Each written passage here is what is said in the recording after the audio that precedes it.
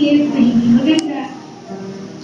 Subalit sa awa ng Panginoon, tayo po ay kanyang binago at binigyan ng magandang pag-asa. Ito po ay nangyari ng ating pong tanggapin si Jesucristo bilang ating Panginoon at ating tagapagligtas. Sa pamamagitan lamang ni Jesus, tayo po ay magkakaroon ng bagong pag-asa. Sabi po sa 2 Corinthians 5:17, kaya ang sino mang nakipag-isa kay Kristo ay isa ng bagong nilalang. Mula ng dating pagkatao, siya ay bago na.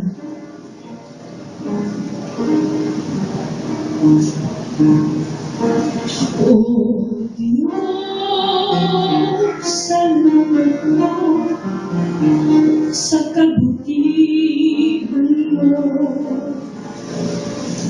Ang buhay kong ito'y iyong binago.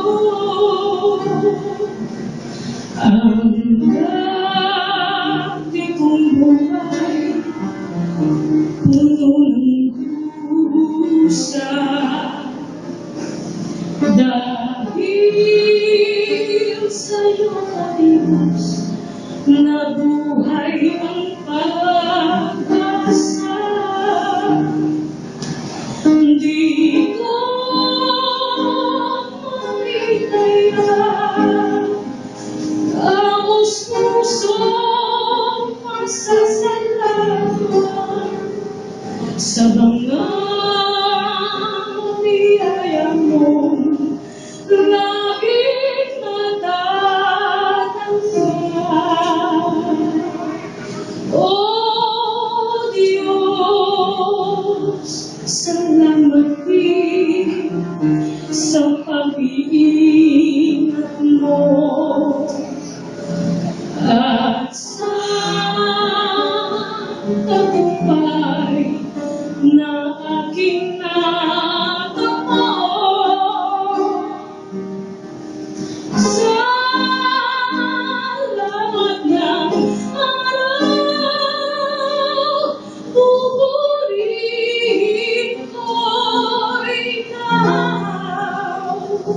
Salamat, O Diyos, sa iyong kabutihan.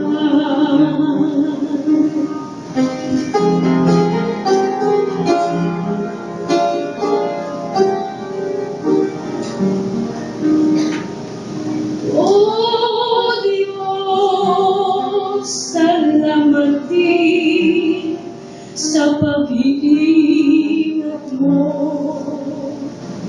at sa tagumpay na aking natamo. Sa lahat ng araw, pupurihin ko ikaw. Salamat, O Diyos, sa iyong kabutihan. Salamat.